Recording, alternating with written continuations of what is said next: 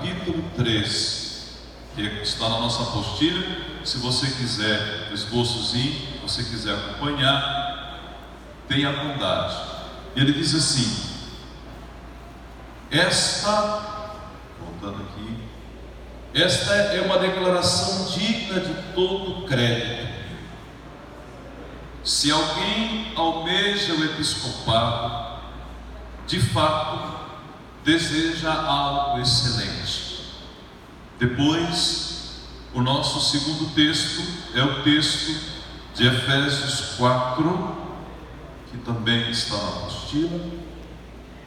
Efésios capítulo 4 e o versículos de 11 ao 13.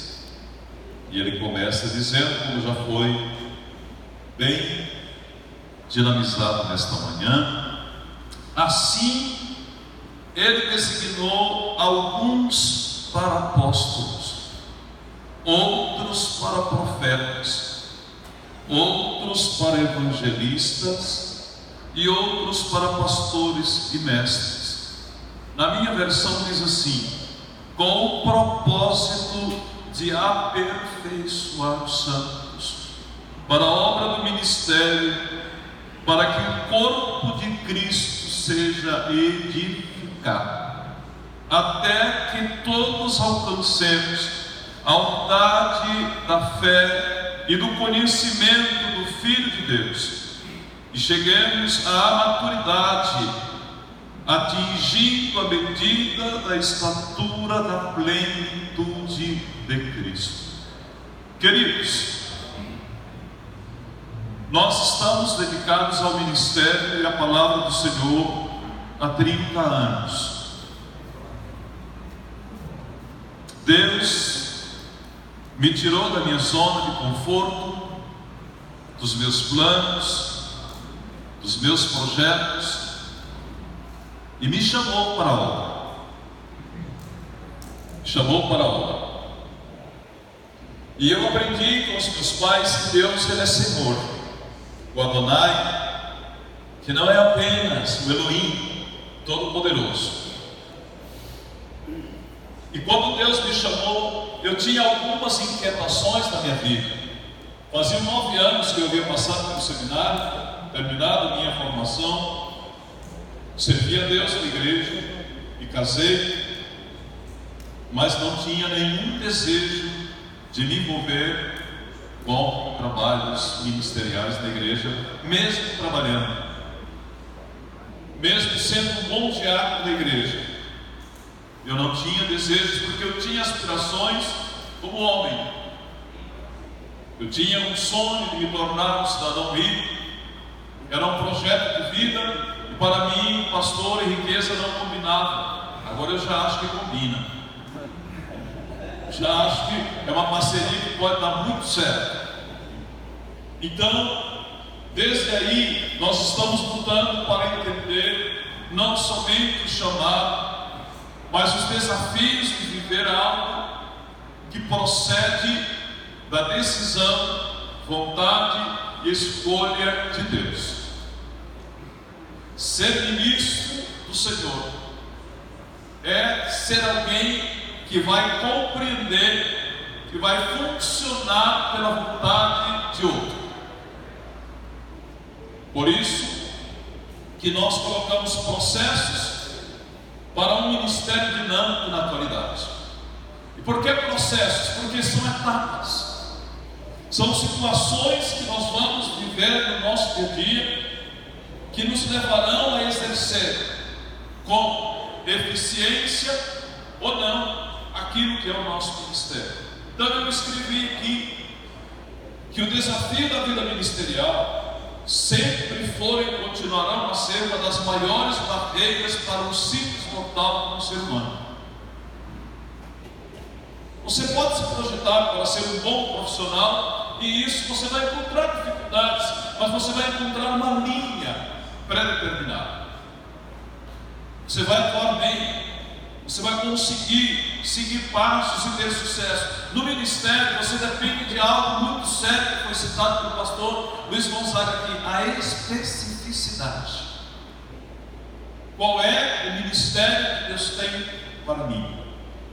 E nesses 30 anos de vida com Deus, eu me dediquei a estudar um pouco desse capítulo 4 de Efésios, para entender essa dinâmica de ministérios.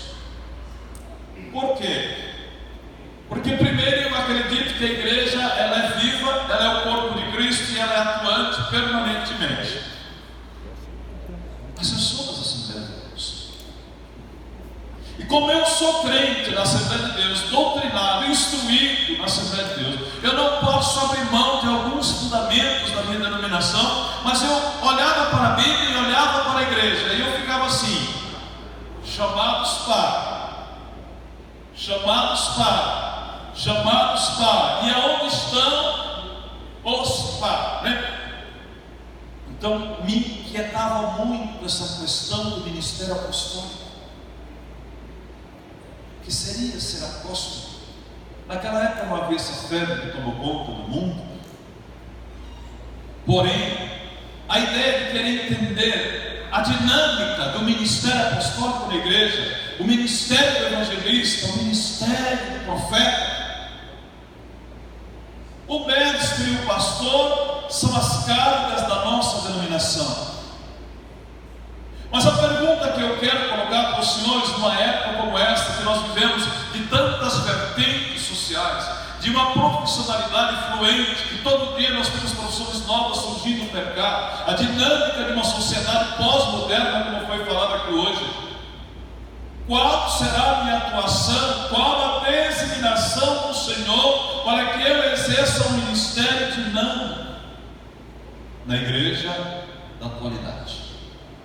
Será que eu conseguiria atender a demanda de Deus para a igreja na atualidade se eu centralizasse a minha atividade apenas no ministério pastoral? Será que eu atenderia pelo menos 10% das necessidades da igreja se na minha função de ministro eu desempenhar apenas o pastorado? E se eu for desempenhar o pastorado, logo eu não vou poder ser o administrador. Porque Paulo diz que é outro dom, é outro chamado, é outra função, é outro negócio. Como eu posso congregar na minha pouca capacidade o ministério pastoral e o dom de administrar? Mas a gente diz assim: você tem um chamado de Deus, vai lá e faz. Olha, e a gente tem aquele lance assim, né? Espiritualiza o negócio. Olha, Deus falou comigo, tu é o homem. Então tu é o homem, tu vai lá, tu arranca coco, tu põe para quebrar. E outra coisa, não maltrata o povo, porque o povo é de Deus. Irmãos, e às vezes a gente chega numa força maior do que a força do Jeú. E a gente já vai acabando com Jezabel, com tudo que é coisa, vai arrebentando tudo e a gente esquece da honra. Daqui a pouco Deus diz assim: poxa vida, tu fizeste tudo que eu mandei, mas tu teve prazer de mandar matar e eu não queria matar. E aí a gente começa a trazer marcas por exercer o trabalho que é excelente, que é necessário, que tem uma demanda profunda, mas que na prática requer perícia, habilidades. E estas habilidades, infelizmente, algumas delas nós não encontramos no Espírito Santo, ou melhor, ele não tem a preocupação de nos revelar. Porque quem vai revelar é a liderança. Quem vai revelar é a dinâmica do exercício do nosso chamado. Então, dentro desta situação, eu escolhi trabalhar mais ou menos 3, 4 áreas com os irmãos, se der certo: a autonegação, a convicção do chamado, o desejo pela excelência. Falava o pastor Carlos, eu vi isso aqui, a excelência como uma meta. Nós temos que produzir com excelência, gerar homens por excelência, obreiros por excelência, o músico por excelência, não, o ministro de louvor por excelência, porque músicos tem demais no mercado, ministros é uma demanda que vai levar o homem ao exercício do serviço de Deus. Então, o desejo pela excelência e a dependência de Deus. Não dependência, dependência plena. Então eu vou girar a página e nós vamos começar a caminhar um pouquinho sobre esta preocupação da autonegação. Uma palavra socialmente interessante, né? Psicologicamente bem adequada, para não dizer o seguinte: ou você aceita o chamado e se submete e se deixa ser guiado pelo Espírito, ou você não será escolhido. E aí a gente tem um versículo na Bíblia estranho que diz assim: muitos são chamados. É a convocatória, a revelação da vontade de Deus, a expressão do Espírito Santo que nos tem trabalhando, é a ampla. O processo seletivo é aberto, é para todo aquele que crê, mas o exercício da função não, porque o exercício da função, ele vai demandar de nós um processo de preparação. E esse processo de preparação, ele começa a acontecer quando o Senhor, quando nós entendemos que não foi a nossa vontade. E aí nós lemos hoje pela manhã, está na apostila, você poderia dizer: não foste vós que me escolhestes a mim, mas eu vos escolhi a vós outros. E aí é interessante que quando a gente pega a língua portuguesa, ele diz assim: e vos nomeei. É muito interessante que os senhores que trabalham na área pública, com exercem o direito, a pessoa se inscreve para o concurso, livre concorrência, ele é aprovado, e aí ele apresenta a prova de documentos. Depois que ele apresenta toda a documentação exigida por aquele edital, aí ele é nomeado. Tem muita gente que é chamada, é trazida para o ambiente de preparação da documentação necessária para que haja a nomeação, para dar fruto, mas tem muitos que não suportam, porque não entendem que o negócio não é nosso, que a honra não é nossa, que a riqueza não é nossa. Nós vamos ser apenas mordomos para cuidar do patrimônio alheio, e ele demanda do mordomo uma preparação. E você me olha assim, querido, e me diz assim: pastor, mas quando a gente não tem os recursos, escuta uma coisa, no mundo de hoje, no Brasil de hoje, não há desculpa para a preparação, porque tem gente subindo numa torre no meio da Amazônia e baixando num aplicativo como esse tudo que é informação que está acontecendo no mundo. Então nós precisamos nos dispor e entender que o chamado para a obra de Deus não é um chamado comum, é algo excelente. E eu queria que o senhor repetisse comigo. Diga comigo: o ministério é algo excelente. Existem profissões neste mundo extraordinárias. Eu admiro áreas da ciência, mas quando nós chegamos no ministério, Paulo disse que isto é algo excelente. Então a primeira coisa que eu preciso compreender para pegar a minha natureza, a minha personalidade e sujeitar ela à cruz, não, sujeitar ela à autoridade que vai me cuidar, é que eu não escolhi, ele me escolheu. E no momento, Raimundo Passos, ele me contava um pouquinho da história dele. No momento que nós descobrimos os passos, que foi ele que nos escolheu, a nossa estima, por mais que ela seja afetada por N situações no mundo físico, no momento que você olha e diz assim: o Senhor me escolheu para uma obra, todas as limitações, todos os prejuízos, todas as impossibilidades, elas começam a ser colocadas no segundo plano, porque agora você é escolhido dele. Não sei se vocês estão me entendendo. E permita, antes que eu continue com esta ladainha, que eu diga aos senhores, eu sei que os senhores são profundos conhecedores de tudo isso, mas a pergunta que sempre me inquieta quando eu falo para a liderança é o seguinte: estou eu vivendo meu chamado? A designação, propósito para o qual eu fui eleito, eu estou vivendo? Porque à medida que nós começamos a viver aquilo que é o propósito de Deus, nós começamos a contagiar. Nós chegamos nos lugares e as pessoas são obrigadas a reconhecer que nós somos estranhos.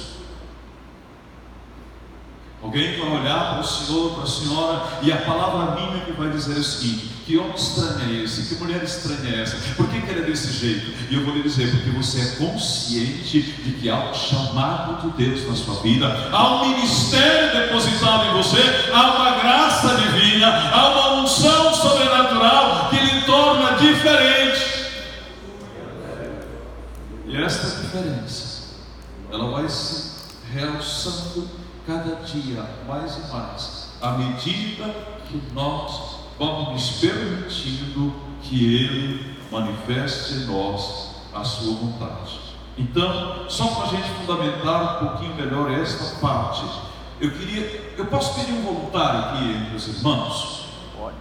Um voluntário, rapaz mais jovem, por favor, você é meu voluntário. Uma moça, um rapaz? Não, moça não tem, né? Tem alguém que pode ser voluntário? Você aceita? Pega o microfone para mim aí, Fabiano, por favor, o microfone funcionando, porque eu quero que você participe comigo, tá bom? Eu quero que alguém leia para mim Mateus 16, 24. Por gentileza, quem puder ler, levante a mão para mim. Eu posso ler? Vamos, gente, bora, isso! Senão como é que... Leva lá, Fabiano, atender para mim. Você vai ficar embaixo para mim com o microfone, você vai ficar atendendo esse pessoal que vai ler. Quem foi que levantou a mão? Porque senão o irmão vai ficar aqui parado. Isso, lê para mim aí, cara. Mateus 16, 24. Deixa eu envolver você, senão o sono toma conta. Daqui a pouco tem gente. Eu estava meditando. Lê, Varão, por favor. 16, 24. Diz assim: então disse Jesus aos seus discípulos: se alguém quiser vir após mim, renuncie-se a si mesmo, tome sobre si a sua cruz e siga-me. Irmãos,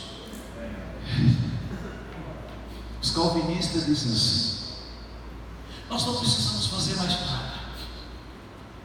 Jesus já fez tudo. Ele pagou o preço. A graça é imensurável. A abundante graça nos alcançou. Foi pela graça que eu me converti. Foi pela graça que eu fui alcançado. Mas ele diz assim: mas aquele que tem chamado. O chamado é um passo além da graça. Da graça salvadora. A graça salvadora é perdão de pecados. O chamado ministerial é a escolha de Cristo. Amém? Vocês estão comigo? Diga comigo. A graça salvadora. Diga comigo. A graça salvadora nos capacita para viver o chamado de Cristo. O chamado é outro negócio. É para cantar, Jorge. Então é o seguinte: meu ministério não é pastorear, meu ministério é cantar para Ele. Aí a gente recebe o título, porque as pessoas dizem: não, você tem que ser pastor. Mas eu não sou pastor. Meu negócio é música, meu negócio é adoração, meu negócio é louvor. E no reino do céu nós não vamos ter os ministérios no reino, mas nós vamos ter gente com chamado para funções específicas. É esta beleza.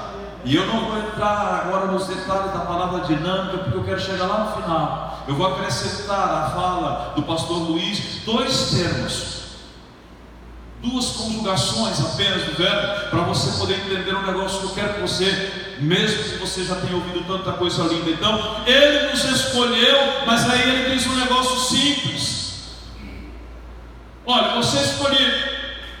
Maravilha, Deus, aleluia. Agora, se você quiser vir nos meus passos, se você quiser andar na trilha por onde eu andei, você precisa ter uma atitude. Você vai ter que renunciar ao seu querer. Você vai ter que renunciar à sua vontade. Você vai ter que pegar uma cruz. Ora, mas Ele já levou a cruz, Ele já pagou o preço. Mas eu tenho um fardo sobre a minha vida, que não é pesado, mas eu preciso assumir o comprometimento de que Ele me escolheu para fazer algo que só eu posso fazer. Irmãos, eu não gosto daqueles pregadores sensacionalistas que dizem assim: olha, você venceu 80 não sei quantos milhões de... Não, eu não gosto disso não. Mas eu gosto de uma coisa. Ele olhou e disse assim: quero você fazer a minha obra. Tu vai nascer com um propósito, tu vai nascer por uma causa. Eu preciso de ti para atuar no meu corpo, eu preciso de ti no mundo, eu preciso desta matéria para que eu possa me manifestar por meio dela, para que a glória dele se manifeste na terra. Negar-nos. E aí a gente, nesse momento, nós somos altamente receptivos. Sim, Senhor. Mas até hoje a gente enfrenta problemas com os pastores que têm chamado, e eu convivo com alguns que dizem assim: ah, pastor, mas se eu não trabalhar, como é que a minha família vai viver? Como se fazer a obra de Deus não fosse trabalho. É complicado. Então a força do chamado, Mateus capítulo 22, quem lê para mim? Versículo 14. Mateus 22, 14. Onde está? Isso. Não, filho. Não. É o microfone. Levanta a mão aí que o Fabiano vai lá levar o microfone para você. Pode. Deixa ele primeiro. Pois é. A gente vê uma versão diferente. Mateus capítulo 22, versículo 14. Porque muitos são chamados, mas poucos escolhidos. Por que isso, irmãos? Parece uma contradição.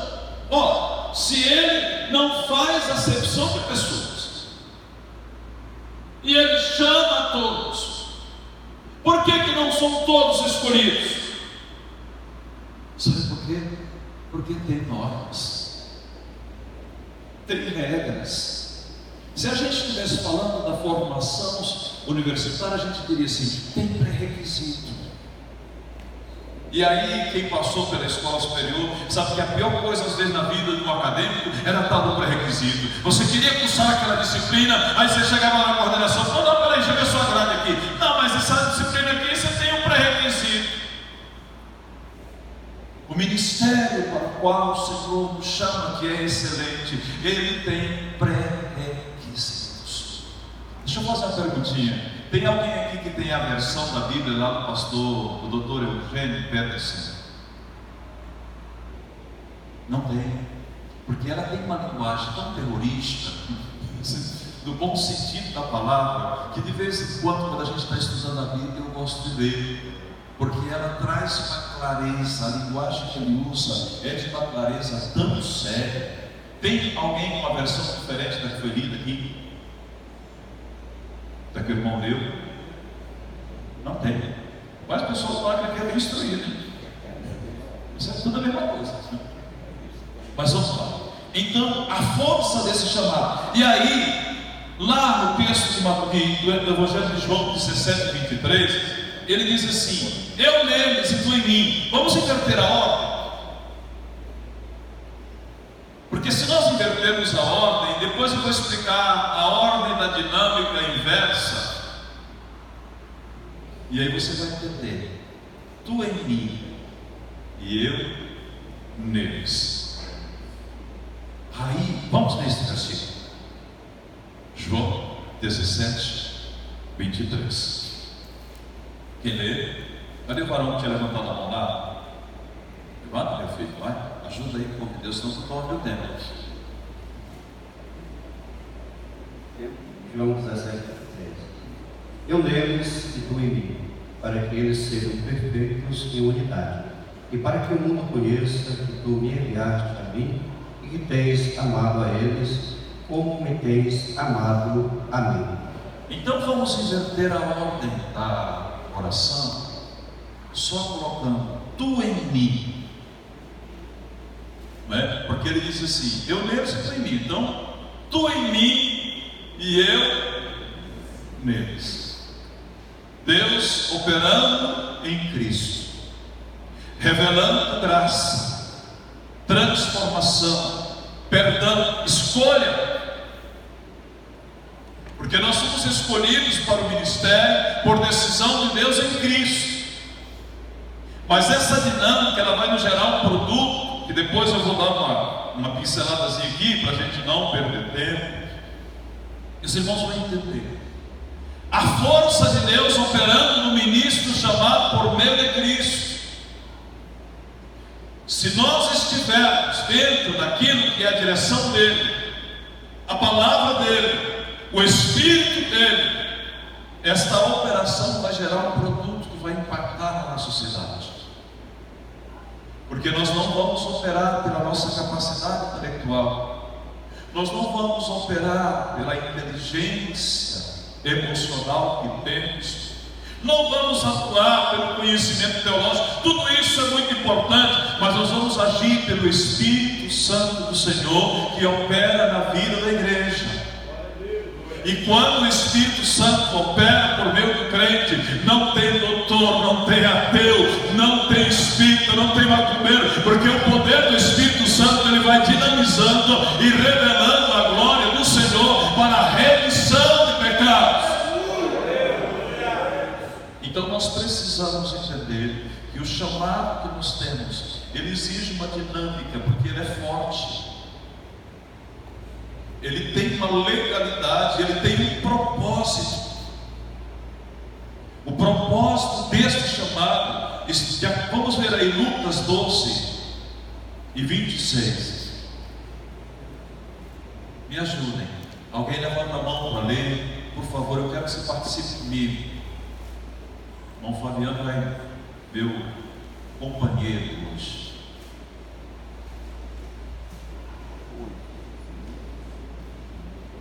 Lucas 12, 26. Pois se nem ainda podeis, Lucas 12, 26. Isso. Pois se nem ainda podeis as coisas mínimas, porque estáis ansiosos pelas outras?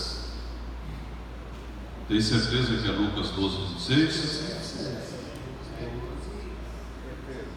É isso mesmo? Aí o que tem a ver? O que isso aí tem a ver com a nossa dinâmica? Ora, qual é a prioridade do nosso chamado?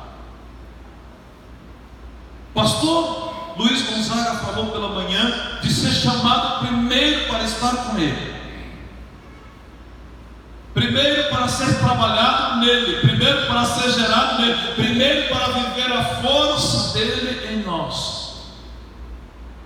Nós, como homens e mulheres que fomos chamados por Deus, precisamos que o ministério seja introduzido em nós, gestado em nós, amadurecido em nós, compreendido por nós.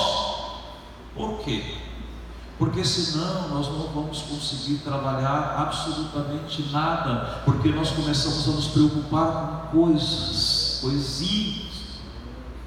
O maior problema que nós enfrentamos com a obra de Deus, com pastores, às vezes você atende um obreiro que ele chega com um problema e diz: ah, pastor, deu um problema na congregação, o filho da irmã fulana adoeceu, e aí eu falei: vai cá, você consegue resolver problema de saúde de alguém? Ah, pastor, porque eu fiquei sabendo de uma família lá no bairro que está passando necessidade. Mas, irmão, isso é coisa mínima, concorda comigo? Isso é coisa mínima. Necessidade de alimento, a gente reúne 3 irmãos e fala: irmãos, me dá 100 conto aqui, vai lá e compra a cesta de alimento, entrega, já supriu. Agora existe uma coisa: se o ministério estiver na sua vida, se a graça estiver em você, se o chamado estiver em você, quando alguém vier, você diz assim: não te preocupa não, porque nós vamos orar, e Deus, Ele vai se mover, e as coisas grandes Ele faz, porque Ele é o Senhor. Mas às vezes nós ficamos presos por causa das coisas pequenas. Eu preciso trabalhar, porque se eu não trabalhar eu não como. Pois é, o ministério é isso. Então trabalhe para aquele que é dono de toda prata, de todo ouro. Glorifique a Ele, exalte a Ele. Se vista de homem de excelência, se vista de homem que tem graça de Deus, de mulher que tem unção na vida. E daqui a pouco você vai perceber que Deus cuida de tudo. Então vamos andando, vamos ler Mateus 7:21. Quem leu? Quem levantou a mão? Me ajude, me ajude.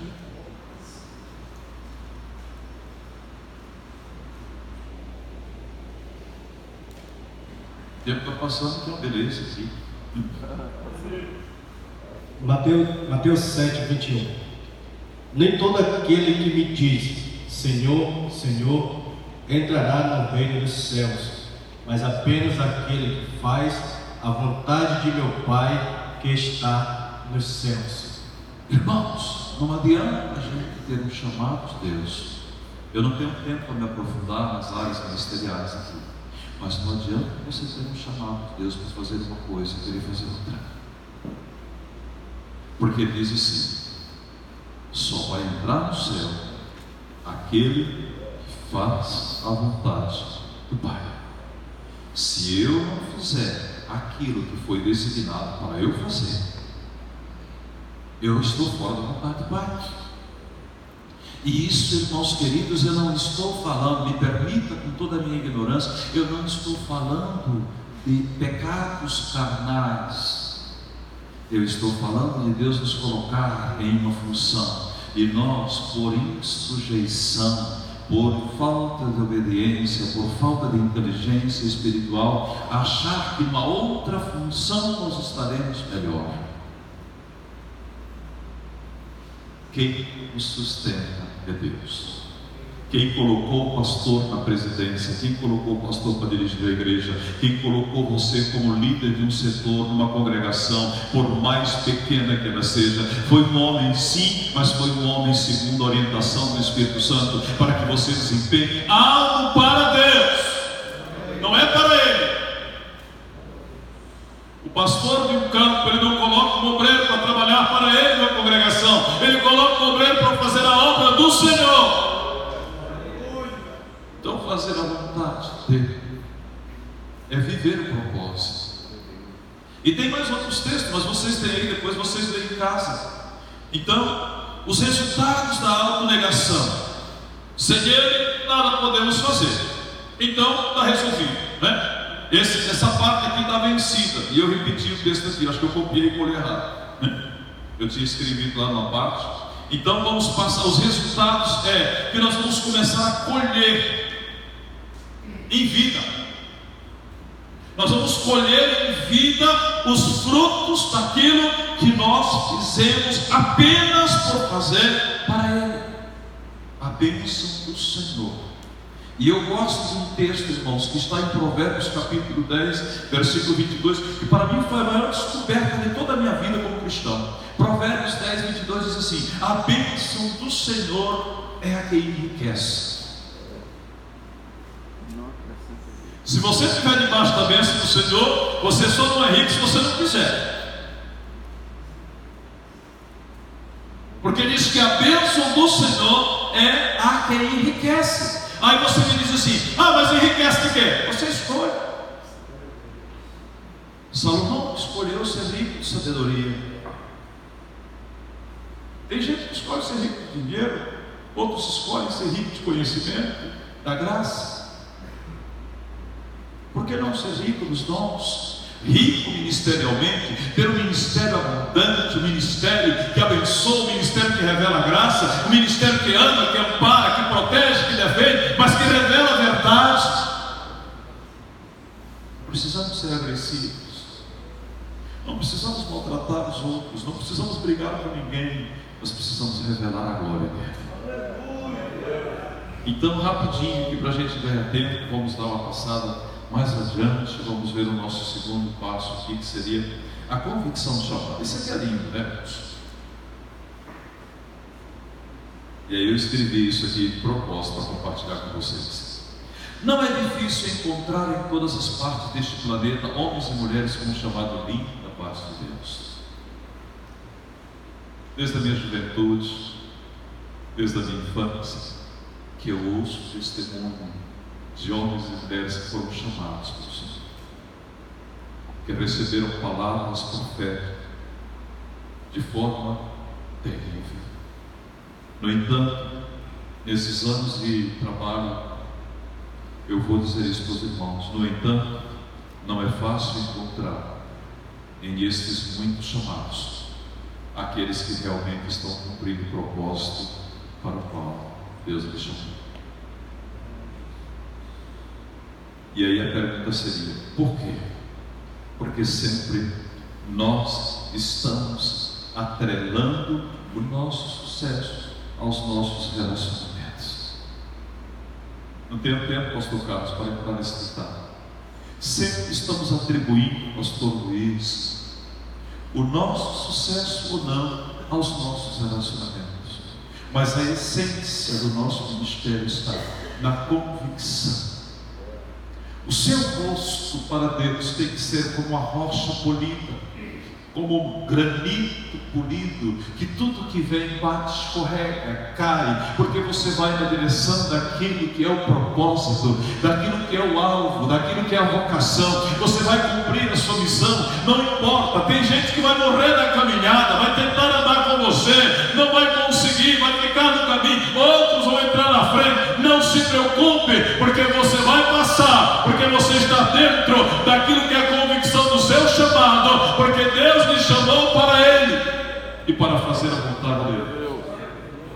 Então, nós precisamos entender isso, porque tem muitas pessoas que dizem assim. Eu conversava outro dia com um amigo meu da minha juventude, ele diz assim: Zacarias, eu olho, eu vejo pessoas com um chamado profundo da parte de Deus e que estão vivendo aí à margem. E ele disse: outro dia eu estava conversando com ele virou advogado, tem um escritório muito produtivo, uma empresa linda, e ele disse assim: mas eu vou perguntar para ele, e quando tu partir daqui, cadê o chamado que Deus te fez?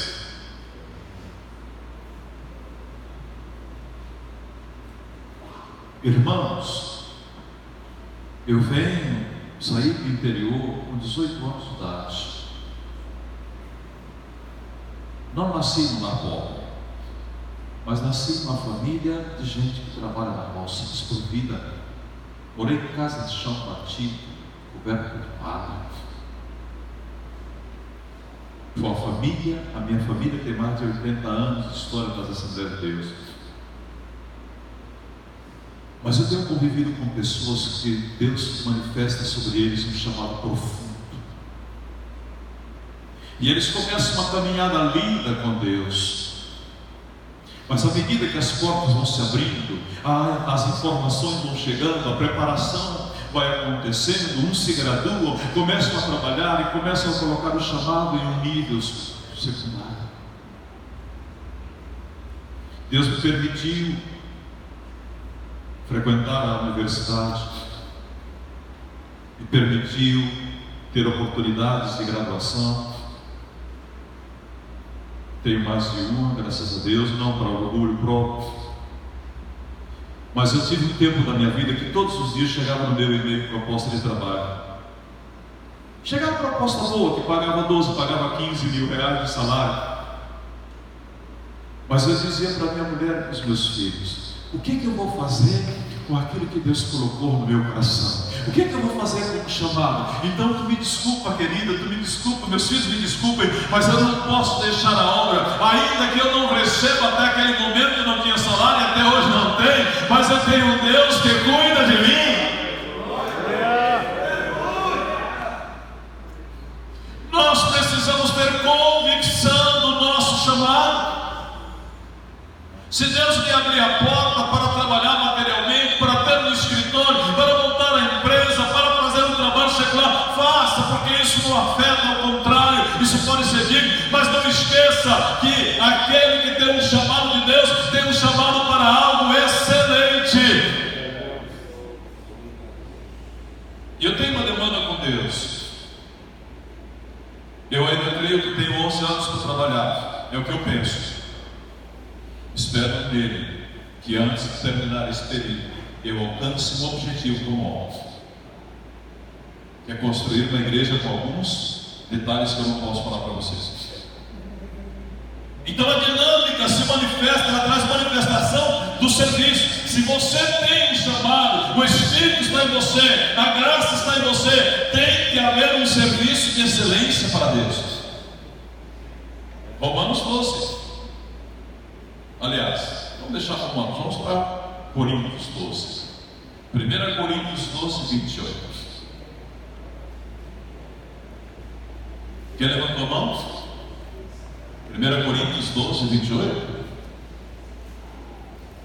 Pode ler. Quem é que me ajuda? Pastor Francisco. E a uns pôs Deus na igreja, primeiramente apóstolos, em segundo lugar profetas, em terceiro doutores, depois milagres, depois dons de curar, socorros, governos, variedade de línguas. Se nós pegarmos esse texto e compararmos com Efésios 4:11, nós vamos perceber que há uma troca na escala de prioridades ministeriais. E eu fiquei indagando a Deus durante um tempo por que Paulo faz esta mudança de função quanto a prioridades do ministério. Eu cheguei a uma conclusão simples, permitam-me. Eu não li isso, apesar de procurar ler bastante, mas é porque Deus ele trabalha a dinâmica dele de acordo com a necessidade da igreja local. Cada igreja tem suas áreas prioritárias, independente daquilo que nós, como ministro, temos visão, a visão que temos do ministério. Quando Deus nos coloca diante de um grupo, de um povo, Ele vai nos dar prioridades para serem trabalhadas. No entanto, a ordem começa com o ministério apostólico. Porém, de acordo com a demanda, pode haver uma mudança no plano. De repente, o ministério do ensino sobe pela necessidade de prioridades. E aparece o que? Os tons de impacto. Por que de impacto, irmãos? Porque naquela sociedade corintiana, cheia de vícios, de prostituição, de riqueza, de adultério, de deuses para todo lado, era muito importante a manifestação sobrenatural de milagres. Então, o apóstolo exalta essa galeria de funções. No entanto, isso está revelando uma só coisa: aquilo que o Espírito tem com quem tem chamado. A igreja precisa rapidamente rever isto. Nós, como líderes, se é que nós podemos dizer isso, precisamos rever isto. Nós tivemos a escola bíblica agora da CEDIF, pastor Ruimado do Estado, estava lá para os Estados Unidos, e na minha fala eu disse isso. Nós estamos vivendo uma demanda tremenda em nome da ordem, em nome de uma igreja estruturada, em que de repente tem igrejas que já não se pode, o crente já não tem mais liberdade para falar em língua estranha.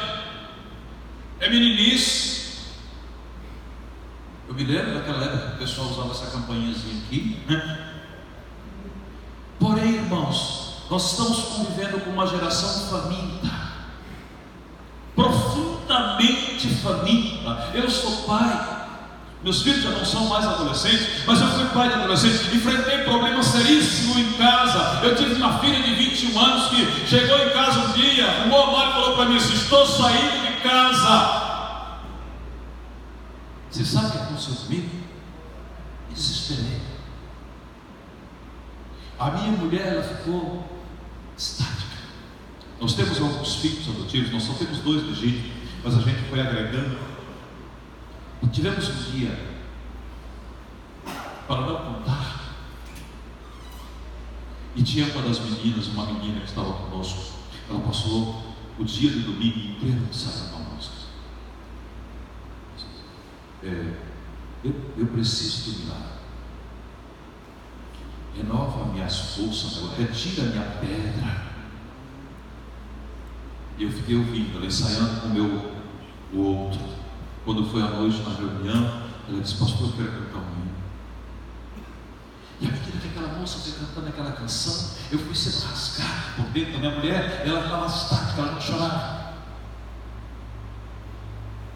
E nós entramos num processo com Deus, irmãos.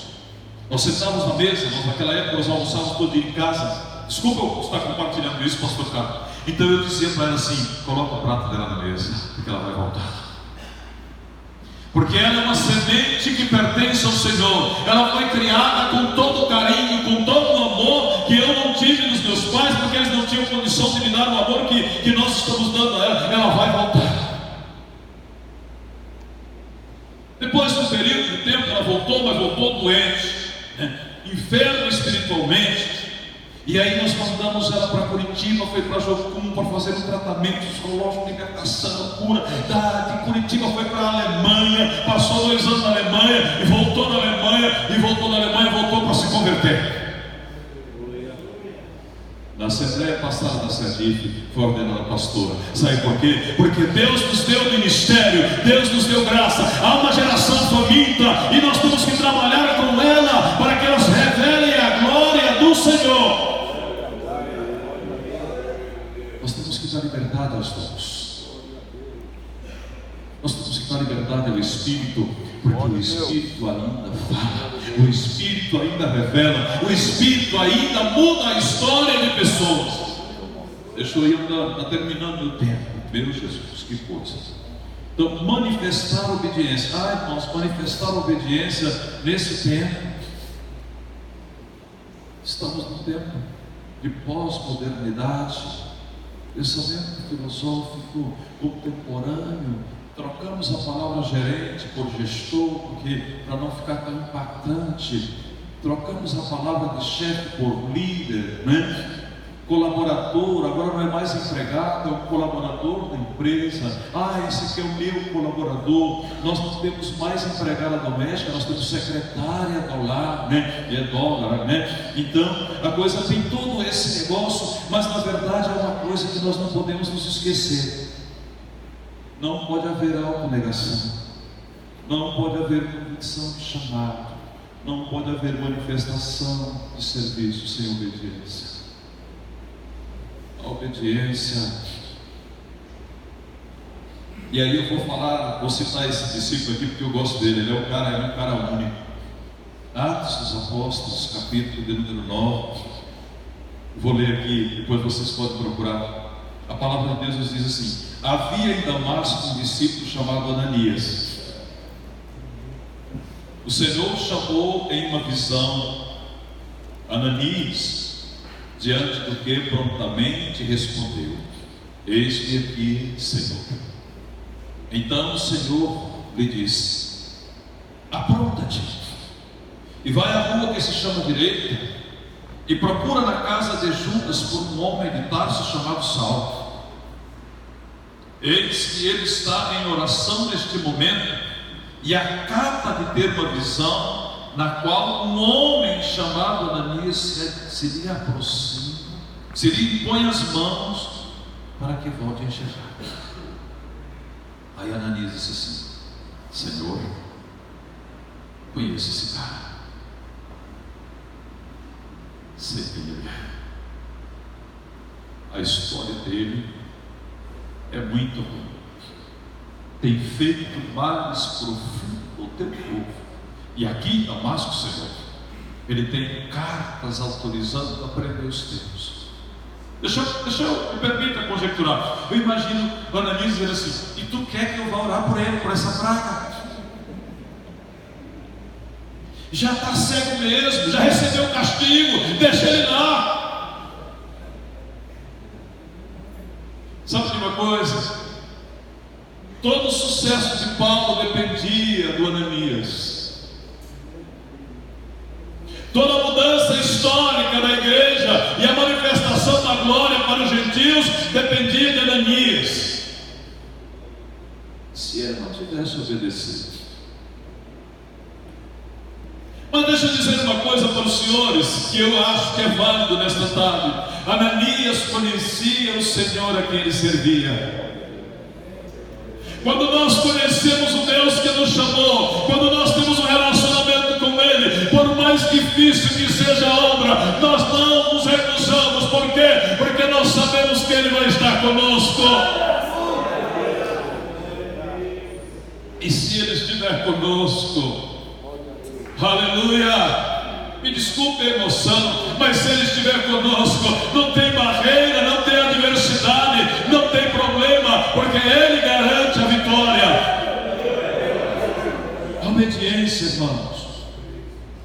Não podemos viver ministério nesta igreja, nesse tempo, nesta geração, se nós não estivermos dispostos a manifestar a obediência plena. Porque o chamado requer isso. Aí, nós temos outros exemplos, né?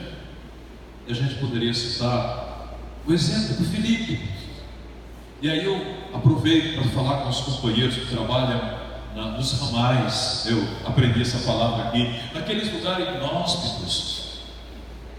Disse que o Filipe, diácono da igreja, estava vivendo um momento assim. O cara já tinha virado evangelista. Ele só era diácono de função. O ministério de Filipe era evangelista.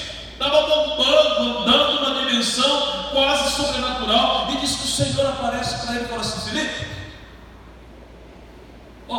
sai desse movimento de gente aqui e vai para o deserto. Deixa eu ler para vocês, capítulo 8, versículos 26 ao 40, mas eu vou ler só um pouquinho. Então um anjo do Senhor falou a Filipe e lhe ordenou: apronta-te e vai em direção ao sul pelo caminho deserto. Eu, pregador, cheio da unção, viver esse momento lindo, dinâmico, uma igreja bacana, cheia de gente, com ar-condicionado, com orquestra, com equipe de louvor, e eu ir para o deserto, fazer o que lá, Jesus?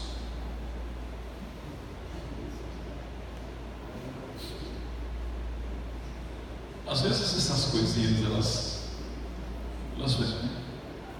Mas isso Filipe não questionou, se levantou e foi. E aí é estranho, o Filipe vai para aquele deserto, daqui a pouco passa um cara numa carruagem. Irmãos, cavalos reais.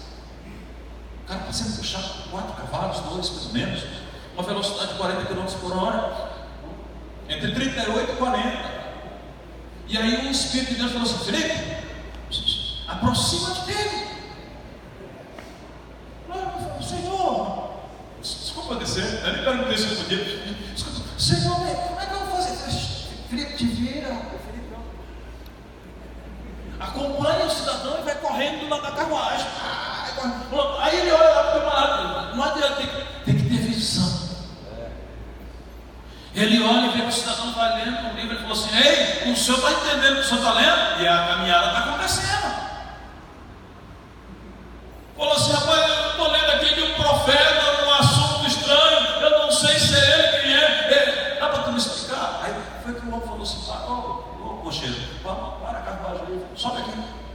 Deixa eu te falar um negócio. Antes de você subir na carruagem do rei, antes de você andar com uma autoridade importante, primeiro você tem que ir para o deserto, você tem que correr ao lado da carruagem, e você tem que entender o que está acontecendo, para ter a resposta de Deus para o necessitado. Nós precisamos obedecer. Senão, irmãos, nós não vamos sentar ao lado do homem importante, não vamos batizar a autoridade importante. Tem muita gente que fala de igreja poderosa, mas trazer um poderoso para a igreja tem um preço, porque eles não precisam, eles têm quase tudo, mas eles não têm uma coisa: eles nem têm ministério, nem têm a graça e nem têm a revelação de Deus. Nós temos. Então eu estou fechando, porque não dá para fugir da responsabilidade. Eu tenho 2 minutos para fechar. Ministério de excelência. Como é que eu falo do ministério de excelência? Eu não vou falar, mas eu quero citar 2 casos importantes, 3. Diz que tinha um tal de José no Egito, vendido pelos irmãos. Irmãos, tudo bem, ser maltratado na obra, ser rejeitado, ser criticado, ser injustiçado, a gente aceita. Ser vendido pelos irmãos.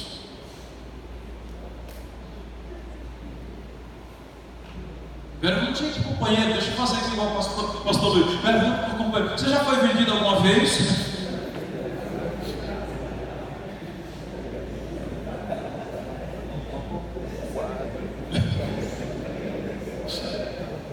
Nos trocaram por alguma coisa. fizeram de nós mercadoria, negociaram com a nossa índole, negociaram com a nossa integridade, nos venderam. Mas sabe de uma coisa? Deus tinha um plano.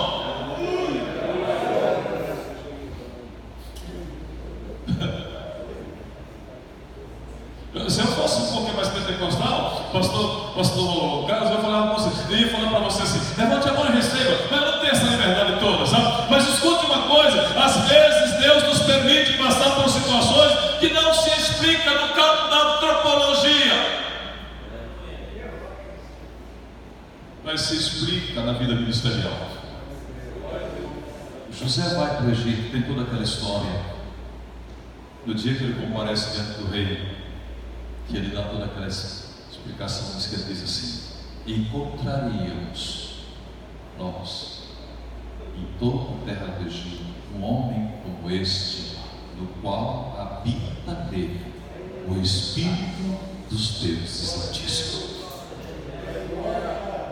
A excelência, o sofrimento, a traição, o engano, a tortura, a comercialização com a nossa integridade não tira de nós o que Deus colocou na nossa vida, não tira de nós o brilho do nosso ministério, não tira de nós o projeto que Ele vai executar no seu tempo.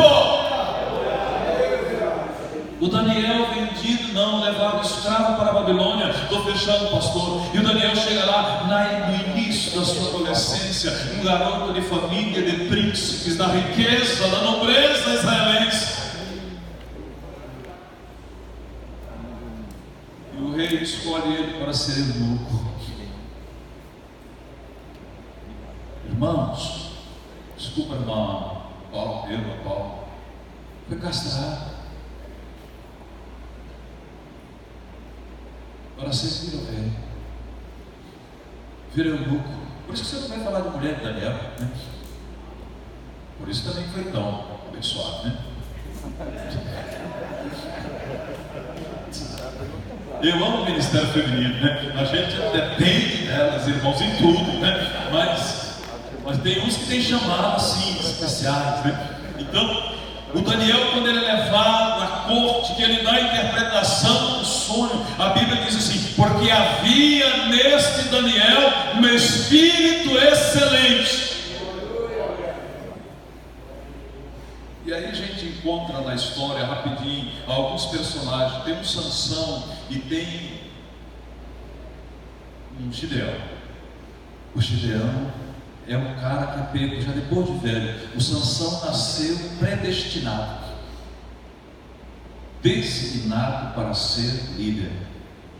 Só, irmãos queridos, que aconteceu um problema sério com o Sansão. Sansão não teve paternidade espiritual. Sansão não, vamos usar uma linguagem contemporânea, Sansão não teve um mentor. Sansão não foi discipulado, como falou o pastor, disse que a mãe e o pai foram orientados a guardar aquele negócio em segredo. Irmãos, pai e mãe, por mais que sejam extraordinários, se eles não atuarem como ministro, eu digo para os meus filhos às vezes: olha, deixa eu falar um negócio para vocês, entendam que vocês são amados ao extremo. Lá na igreja vocês vão tratar como pastor. Então falo para minha mulher, minha filha, as duas são pastoras. Eu falei: agora eu estou enrolado, né? Duas pastoras dentro de casa. Vocês sentam aí, tudo muito bem. Agora lá na igreja nós vamos tratar como pastores. Tem que ter uma escala de autoridade. O Sansão não teve isso, e o Sansão passa por uma situação tão violenta que Deus tem que prover para ele o exército mais insignificante da história. Teve que dar raposas para lutar com ele, porque ninguém acreditava nele. E aí a gente tem uma infinidade de coisas. Mas o Gideão também não teve historicamente um mentor. Mas o Gideão, ele foi ao Senhor e disse assim: peraí, não dá não. Como é que vai acontecer esse negócio? E ele começa um trabalho, se você analisar, há um trabalho de preparação. Há um trabalho contínuo de preparação na vida do Gideão, até o momento que ele fica pronto. Quando ele está pronto, Deus diz assim: agora chama o povo.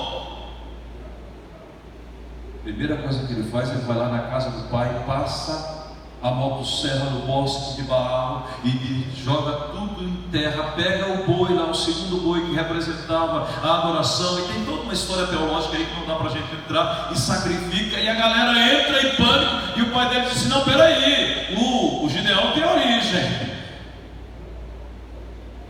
ele pode ter feito tudo isso aí, mas ele é meu filho, e no meu filho ninguém toca.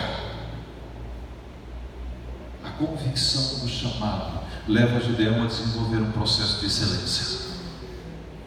E ele começa a perseguir na batalha, começa a instruir. É tão estranho o negócio que diz assim: quando ele se reúne, irmãos queridos, aí é o seguinte: Deus dá uma estratégia para Gideão, que é a coisa mais rara na história das guerras. Quando um exército se deslocava, toda uma companhia, todo um comando que era comandado pelo centurião tinha uma tocha. Quem é militar sabe disso aí. Tinha uma tocha que iluminava os passos de toda aquela tropa. O que é que o Gideão faz? Ele pega todas as fileiras, ele coloca em 3 companhias diferentes de 100 homens, cada homem com uma tocha. Quando eles quebram o canto, ele diz assim: pela espada de Jeová e de Gideão, pela espada de Deus e do seu líder, aonde você estiver, a obra vai prosperar. Se você tiver a visão da excelência, de levar o Deus da excelência ao povo necessitado, você vai revelar o caráter de um Deus que se glorificará no seu trabalho, e o irmão terá sucesso para a glória do Senhor Jesus. Eu não posso continuar, posso pedir para ficar de pé?